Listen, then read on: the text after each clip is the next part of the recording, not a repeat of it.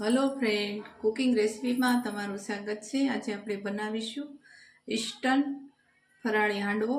તો મેં 1 કપ જેટલો મોરૈયો લીધો છે, 2 કલાક પહેલા પલાળી દીધો છે, 2 બટેકા લીધા છે સમારેલા, સિંગનો ભૂકો છે એ આપણે મિક્સરમાં પાવડર કરીશું, નાળિયેર લીધું છે ખમણેલું, 1 કપ જેટલું દહીં લીધું છે, 2 મરચાં લીધા છે, 1 ટુકડો આદુનો લીધો છે, બેકિંગ સોડા લીધા છે અને તલ અને સ્વાદ પ્રમાણે મીઠું અને જીરું લીધું છે। તો આપણે પહેલાં હવે ગ્રેવી કરી લઈશું। આ રીતે બધું આપણે મિક્સર જારમાં પીસી લેવાનું છે થોડીક વાર માટે, અને એમાં બટેકા પણ એડ કરવાના છે અને 1 કપ જેટલું દહીં છે એ આપણે એડ કરીશું। આમાં પાણી બિલકુલ તમારે નાખવાનું નથી।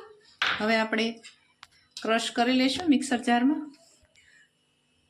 હવે હું આ મરચાના ટુકડા એડ કરીશ, આદુ એડ કરીશ આ રીતે, અને હવે આપણે મિક્સર જારને બંધ કરી દઈશું।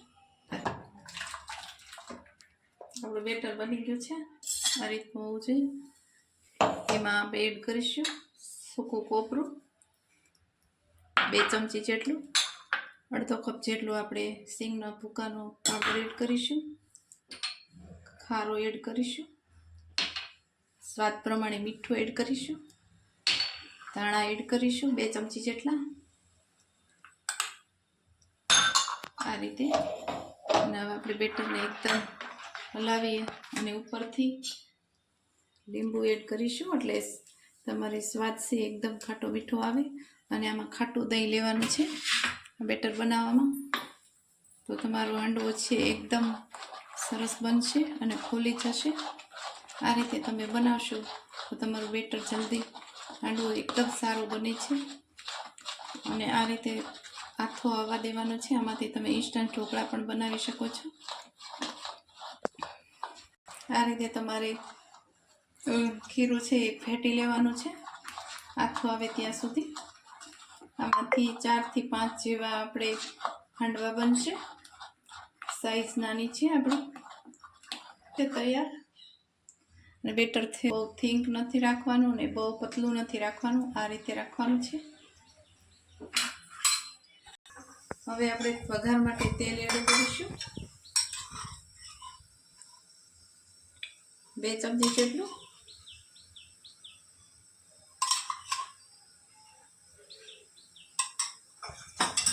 તેલ થઈ જાય એટલે આપણે જીરું એડ કરીશું,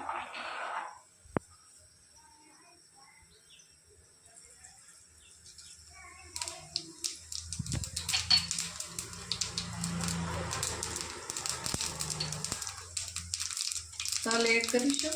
ગેસની ફ્લેમ છે એ મીડિયમ રાખવાની છે। આપણે હાંડવો એડ કરીશું આ રીતે,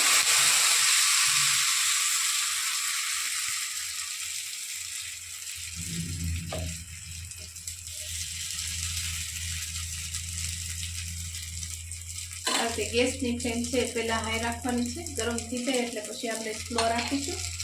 હવે થોડીક વાર થવા દઈશું।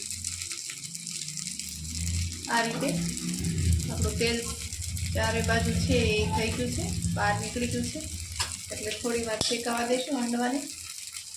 તેની ઉપર પછી તલ એડ કરીશું આ રીતે, સફેદ તલ છે એ તમે એડ કરી શકો છો। અને આ રીતે ગ્રીસ કરવાનું છે આપણા હાંડવાને।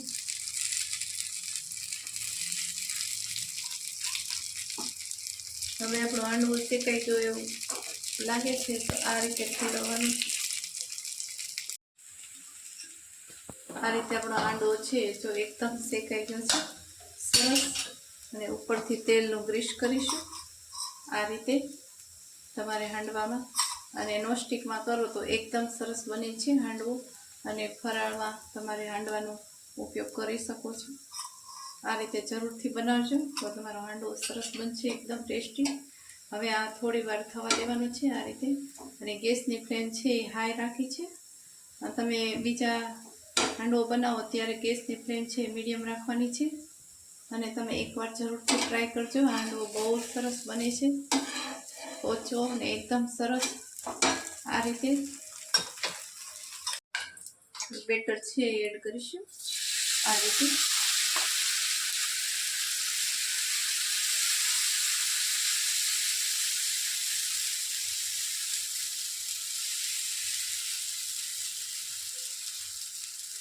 આ રીતે તમે બનાવશો તો તમારું હાંડવો છે એકદમ સારો બનશે.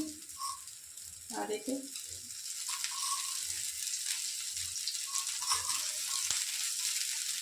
ઉપરથી આપણે તલ એડ કરીશું. આ રીતે સફેદ તલ લીધા છે ને અહીંયા, તમે કાળા પણ લઈ શકો છો આ રીતે. અને આમાંથી ઢોકળા પણ, આ બેટર છે એમાંથી તમે ઢોકળા પણ બનાવી શકો છો ફરાળી.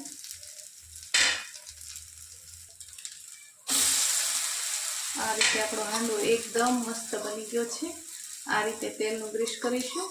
તમે જોઈ શકો છો આપણો હાંડવો એકદમ સરસ પોચો અને રૂ જેવો બની ગયો છે, જાળીદાર. હવે આપણે જોઈશું. આની ઉપર તલ એડ કરીશું થોડા આ રીતે. એકદમ રેડી થઈ ગયું છે. હવે આપણે લઈશું ચટણી બનાવવા. એક કપ દહીં લીધું છે મેં મોળું અહીંયા ચટણી બનાવવા, અને એમાં નાખીશું થોડા તલ એડ કરીશું, અને લીલા મરચું એક કાપેલું એડ કર્યું છે, તમે કિપ્સ કરી શકો છો. અને 1.5 ચમચી જેટલી આપણે ખાંડ એડ કરી છે, એટલે ટેસ્ટ સારો આવે, ગળો અને ખાટો. અને 1 ચમચી જેટલું આપણે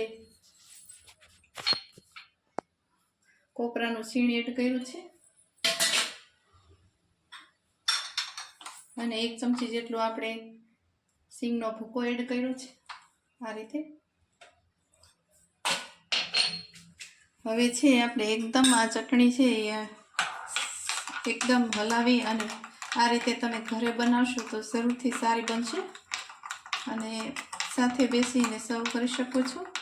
અને આપણો હાંડવો છે એકદમ સરસ બન્યો છે આ રીતે.